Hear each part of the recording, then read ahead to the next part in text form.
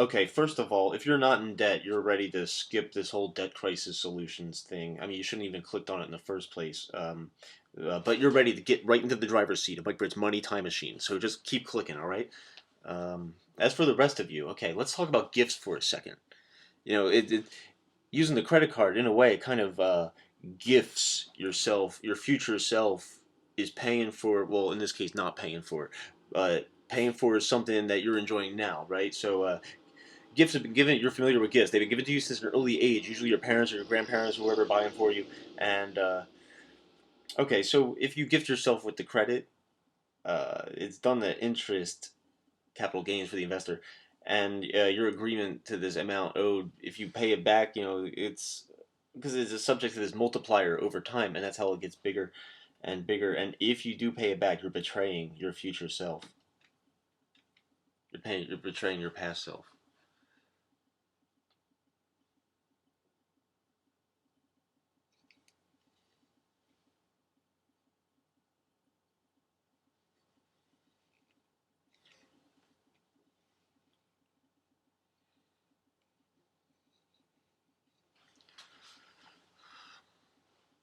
All right, first of all, if you're not in debt, you shouldn't even be watching this. So you skip the whole debt crisis solutions thing. You're ready to step right into the Mike Britt money time machine. That's what it says right there at the bottom. I got a script.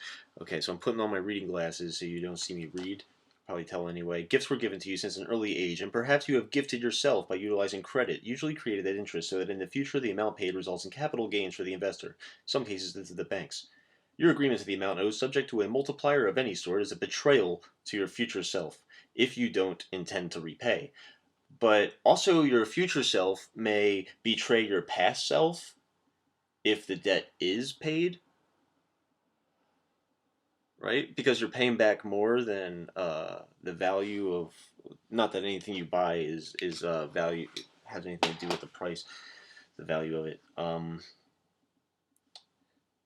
So you're going to betray your future self if you buy this stuff not intending to repay in the first place. And nobody wants to do that. Nobody grabs a credit card and they're like, "Oh, I'm not going to pay for this," and they swipe it. Maybe on some level that is what's going on, but deep down inside, as they say, you know what you're doing, um, and you're only going to make it harder for yourself later on. But your future self can betray your past self if you do pay it off, because thinking fourth dimensionally, let's say now is the future and you're looking back at your past self, all this stuff with the credit cards. Oh, I shouldn't have charged that. I shouldn't have charged that. I shouldn't have charged that.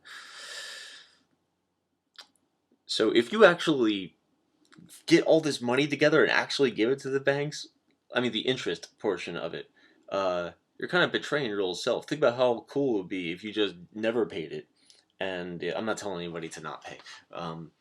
Okay, I got to continue with this. So the debt clock is running. Okay, interest is accruing, late fees, bad credit, and every month that passes compounds the weight of the debt. And this is good for the banks if you repay. If you pay late,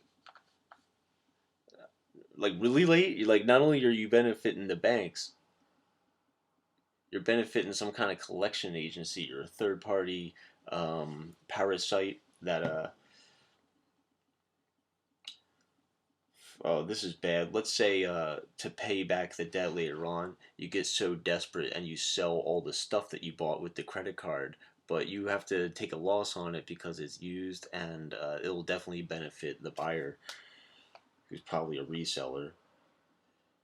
If you pay only after a lawsuit, some people do this. They're like, "I will pay you under the condition that you produce a court order that obligates me to do so." So then the bank is just like, "Sure, we'll sue you," and usually they win because most people don't know what they're doing, or the lawyers they hire don't want to pull the dirty tricks that.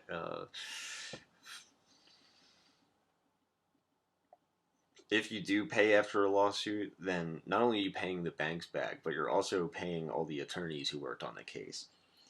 So, uh, if you're gonna pay back, you gotta not even you might not even get into debt in the first place, but pay it back as soon as you can.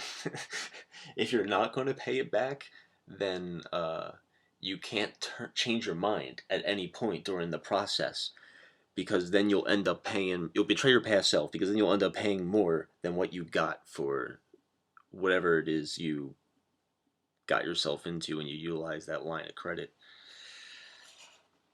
Again, if you're not in debt, you should just skip the video. Or if things aren't that bad, or if you don't want to get into this and you think you're going to pay, then you should just skip all this and go right into the money time machine, because you're ready to think fourth dimensionally and start making money travel through time, man.